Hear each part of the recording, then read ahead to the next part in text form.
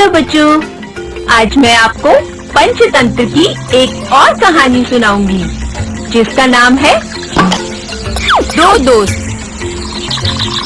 बहुत समय पहले एक जंगल में शमशेर नाम का शेर रहता था।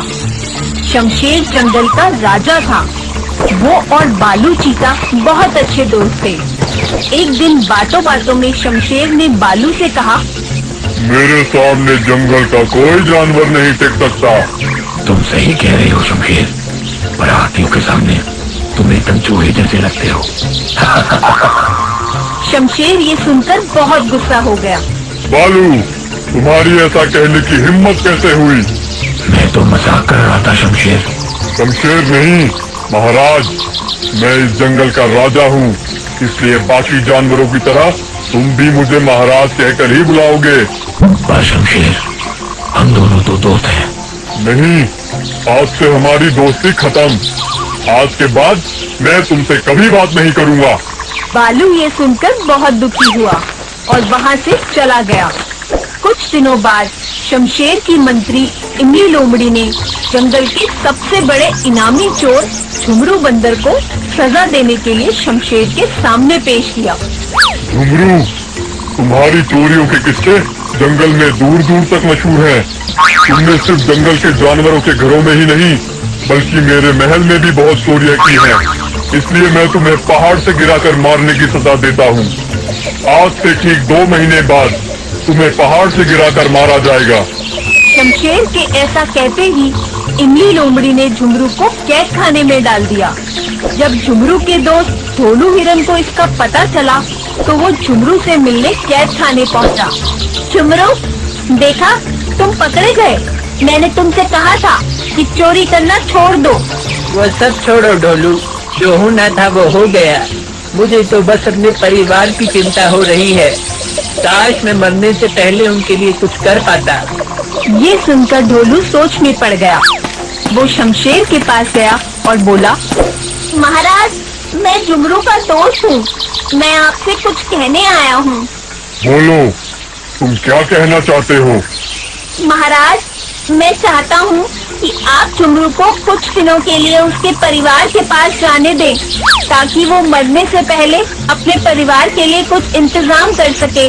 वो एक बहुत शातिर चोर है, इसलिए मुझे उससे कोई हमदर्दी नहीं है। पर महाराज, आप एक बार उसके परिवार के बारे में भी सोचिए। झुमरू ने जो किया, इसमें उसके परिवार की क्या गलती? अगर आप उसे... मैं तुम्हारी इसमें कोई मदद नहीं कर सकता, और वैसे भी अगर अपने परिवार की मदद करने के बहाने झुमरू भाग गया तो मैं किसको सजा दूंगा?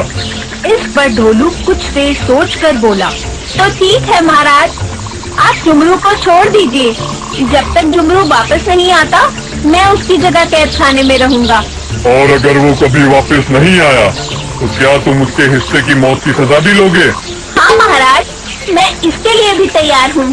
ढोलू की बात मानकर शमशेर ने झुमरू को कैद खाने से निकालकर ढोलू को कैद खाने में डलवा दिया। ढोलू, तुम चिंता मत करना, मैं जल्द ही वापस आऊँगा। ऐसा कहकर झुमरू वहाँ से चला गया। अब ढोलू झुमरू की जगह कैद खाने में रहने लगा।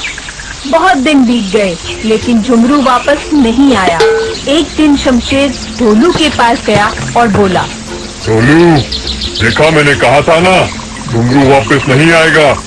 अगर कल सुबह तक झुमरू वापस नहीं आया तो शर्त के अनुसार कल शाम तुम्हें पहाड़ से गिराया जाएगा। अगले दिन भी जब झुमरू वापस नहीं आया तो शमशेर और उनकी मंत्री इमली लोमड़ी ढोलू को लेकर पहाड़ पर गए। ढोलू, तुम्हारा दोस्त तो तुम्हें धोखा देकर भाग गया। अब तुम मरने के लिए तैयार हो जाओ। इस पर ढोलू निडर होकर बोला, कोई बात नहीं महाराज, मैं अपने दोस्त के लिए मरने के लिए भी तैयार हूँ।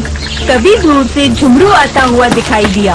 वह ढोलू के पास आकर बोला, तुम्हें ऐसा करने की कोई जरूरत नहीं है दोस्त। तुमने मेरे लिए जो किया उसके लिए तुम्हारा बहुत बहुत शुक्रिया। अब मैं अपनी सजा पूरी करने के लिए तैयार हूँ। झुमरू, तुम्हें वापस आने की क्या जरूरत थी? मैं ये सजा ले लेता। नहीं ढोलू, गलती मैंने की है। इसलिए सजा भी मुझे ही मिलनी चाहिए। उन दोनों की दोस्ती देखकर शमशेर सोचने लगा। ये दोनों अपनी दोस्ती के खातिर जान देने के लिए भी तैयार हैं। और मैंने एक छोटी सी बात पर गुस्सा होकर अपने सबसे अच्छे दोस्त बालू से दोस्ती तोड़ दी। ये सोचकर वो बोला, किसी को मरने की जरूरत नहीं है। तुम दोनों की दोस्ती को देखकर मैं झुमरू की सजा माफ करता हूँ। पर याद रखना झुमरू, अगर तुमने फिर से चोरी की तो अगली बार मैं तुम्हारी सजा माफ नहीं करूँगा। नहीं महाराज, मैं अब कभी चोरी नहीं करूँगा। ठीक है, अब तुम जा सकते हो। झुमरू और ढोलू खुशी खुशी वहाँ से चले जाते हैं। उनके जाने के बाद शमशेर सीधा अपने दोस्त बालू के पास गया और बोला, बालू, मैं यहाँ तुमसे माफी मांगने आया हूँ। मुझे तुम्हारे छोटे से मजाक पर गुस्सा नहीं होना चाहिए था। कृपया मुझे माफ कर दो। पर महाराज, महाराज नहीं, शमशेर। और आज से तुम मुझे शमशेर ही बुलाओगे, क्योंकि दोस्त एक दूसरे का नाम लेकर ही बुलाते हैं। और इस तरह ढोलू और झुमरू की दोस्ती देखकर शमशेर को अपनी गलती का एहसास हुआ और उसने बालू से क्षमा मांगी और फिर से दोस्त बन गए। तो बच्चों, इस कहानी से हमें ये शिक्षा मिलती है कि कभी-कभी दूसरों की अच्छाइयाँ देखकर हमारे अंदर की अच्छाई भी जाग जाती है। इसलिए हमें अच्छे काम करते रहना चाहिए, क्योंकि हो सकता है हमारे अच्छे कामों को देखकर किसी और की भी अच्छाई जाग जाए।